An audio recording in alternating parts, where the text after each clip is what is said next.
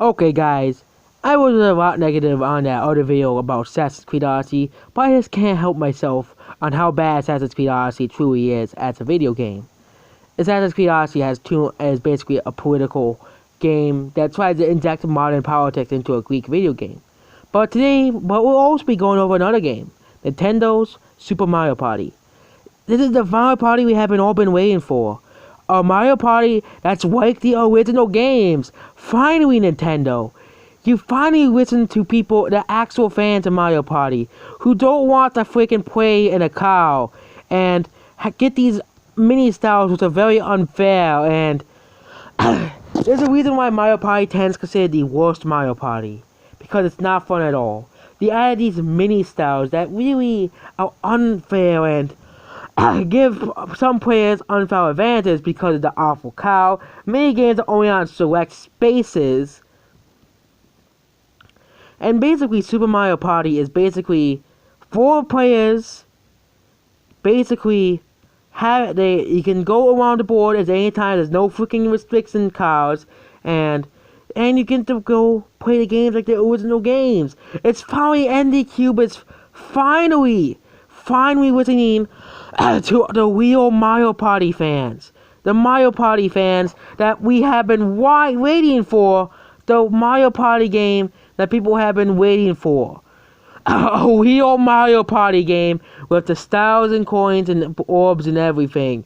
And we finally get what we want. Nintendo's finally listening to Mario Party fans. If only Nintendo can do this to Paper Mario as well, make an actual real Paper Mario game, not just some lazy thrown up garbage with a lazy story and lazy characters, or Pokemon. Nintendo should just start listening to what Nintendo fans really want, maybe. And this is what happened with Mario Odyssey. People have been asking for an open world Mario game after giving us these linear games that nobody wants, or Zelda, after giving us the garbage that was Skyward Sword. Skyward Sword was complete garbage. Okay? After giving us the unresponsive garbage called Skyward Sword, I played it. Skyward Sword was just awful. You gave us finally an open world game. Like, Ocarina of Time was not real open world. Same thing as Twilight Princess, but Breath of the Wild was real open world. And then, of course, Mario Odyssey was real open world game as well. But then this year, Nintendo dropped the ball. Kirby Star Allies was just eh. There was nothing special, and the remakes were eh. And Octopath Traveler was not a Nintendo game. It's a game made by Square Enix. It's not a Nintendo game. Square Enix made Octopath Traveler, not Nintendo. But Mario Party is finally going back to what people have been wanting to. Now they see to have a Donkey Kong game with King K. Rool as the villain. And a true Metroid game. A true Metroid Prime game, not Metroid Other M. But Nintendo's finally giving us this as well. And another Luigi's Mansion game. I don't really care about Luigi's Mansion. I like the GameCube game and the DS game, but they were okay games. And also they also screwed with Animal Crossing fans of Happy Home Designer, which the game was really just designing homes. There was no freedom at all. And of course there was the garbage that was Amiibo Festival. So it's fine that Nintendo's finally listening and not putting game stuff under paywall such as Amiibos and stuff. And Super Mario Party is basically what we have all been waiting for a Mario Party game. It isn't just, oh, you get to, you have to go to the cow and we'll go around to the cow and get these mini styles. No, the mini styles, they ruined Mario Party, okay? And the freaking cow. Like, it's also the first Mario Party game where you can play as Bowser. We have been waiting to play as Bowser for a long time in Mario Party. Like, the Bowser mini games, yeah, they were cool, and Bowser's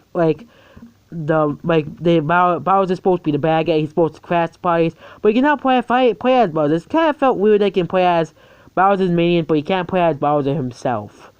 It just kind of felt weird that for 9 games, Bowser's not a playable character at all, but you can play as all other Mario games. But Mario Party is going back to the roots of Mario Party, and even brought back, they even make you play as a Goomba.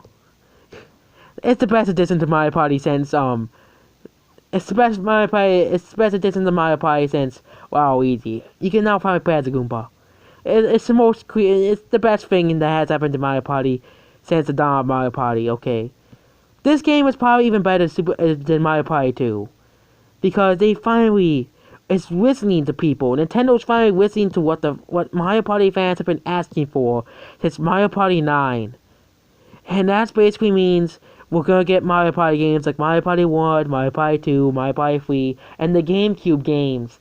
Like, the GameCube games, Mario Party 6 and Mario Party 7 are easily the best Mario Party games. Mario Party 8 was bad because of the Wii. The Wii was a garbage console. Anyone with a brain knows the Wii was a garbage console. Mario Party 9 was just completely dog crap, okay, dog shit. And then Mario Party Island Tour, a disgrace to Mario Party. And then we had Mario Party Star Wars.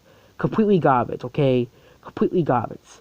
Mario Party Star Wars introduced the worst Mario Party mode in history, Toad Scramble.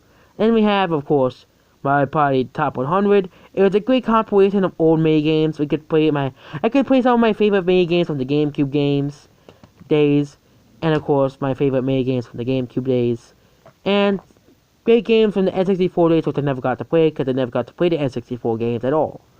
So basically, Mario Party is going back to the original GameCube games and the DS one. Mario Party DS was easily the best Mario Party handheld game because it wasn't garbage. Mario Party Advance was completely garbage, of course, and the ones for the 3DS, except for Mario Party Top 100, was completely garbage as well. And Nintendo's finally listening. I'm not ragging on Nintendo. Nintendo's finally listening, and we had to sit through the garbage, okay. And of course, some people saying playing Mario Party makes me feel sad. Playing Mario Party the correct way, the correct version of Mario Party, does not make me feel sad because we finally gained what we want. We're not getting complete garbage Nintendo has been shoving down our throats in terms of games.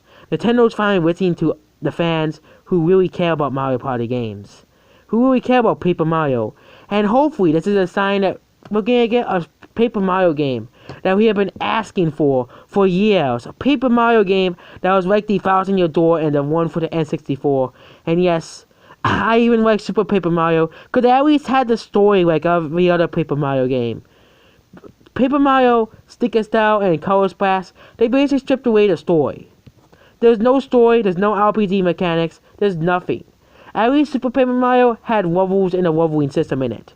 Super Paper Mario was basically Paper Mario, but it was like the original Mario games. It was a refreshing take to the Paper Mario franchise.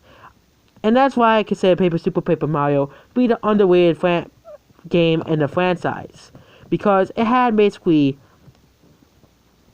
It was like the original Mario games, but it was in Paper Mario style, which it wasn't that bad of a game as many people say it was. Super Mario Party is also the first Mario Party to have online. Oh my god! Of course, you have to play using that awful Nintendo service, of course. Because Nintendo has to screw over people, at least somewhat. Nintendo's always trying to find a way to ruin people.